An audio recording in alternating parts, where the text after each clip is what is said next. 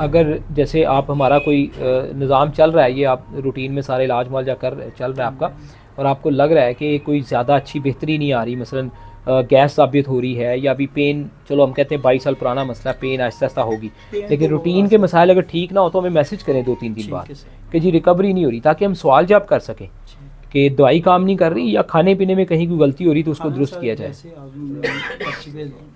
जैसे पर्ची पे लिखा है वैसे ही खाते रहें। तो कब्ज़ में आप कह रहे हैं वो बस बेहतरी रही है, कुछ ठीक हो गया। जिसम में ज़्यादा नहीं, सिर्फ टांगों पर, घुटनों के नीचे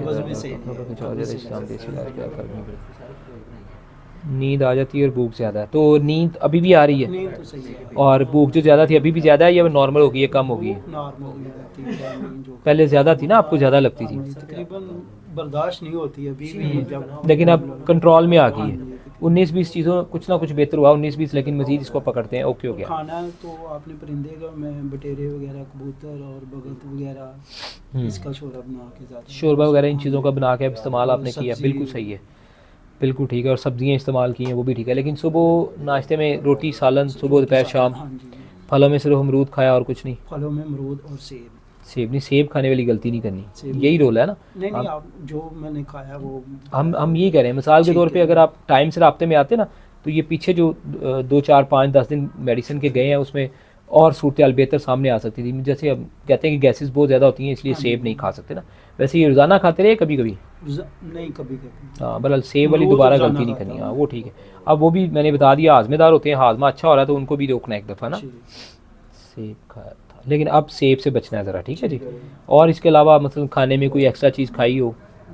कोई चाय, पानी, कॉफ़ी, कोई मुरब्बा, गाजर, हलवा, सेब कुछ? या खजूरें खाएंगे। खजूर ठीक है, उसका मसला नहीं है। अखरोट खाया है, ज़्यादा दिन ना अखरोट खाया, एक एक अखरोट सुबह शाम आधा आधा करिए, एक अखरोट एक दिन में खाना है 2-3 दिन बाद वक्फे से। चले ठीक है, ओके ओके ओके ओके। क्योंकि गैस अगर बेहतर होती है तो और मसाइल में आपको फ़ायदा होना है, अगर गैस रही तो जो फ़ायदा हो भी रहा है वो महसूस नहीं होगा। कल के ना तकरीबन 2-3 पखाने आए थे, उसके बाद राती कोई गैस पेट में नहीं है ऐसी, बिल्कुल सही है। तो गैस जब बिल्कुल ना हो, वो दिन बड़ा अच्छा गुजरे, उस दिन खिंचाव में कितनी कमी महसूस करते हैं कितनी नहीं, उस पर भी गौर करना।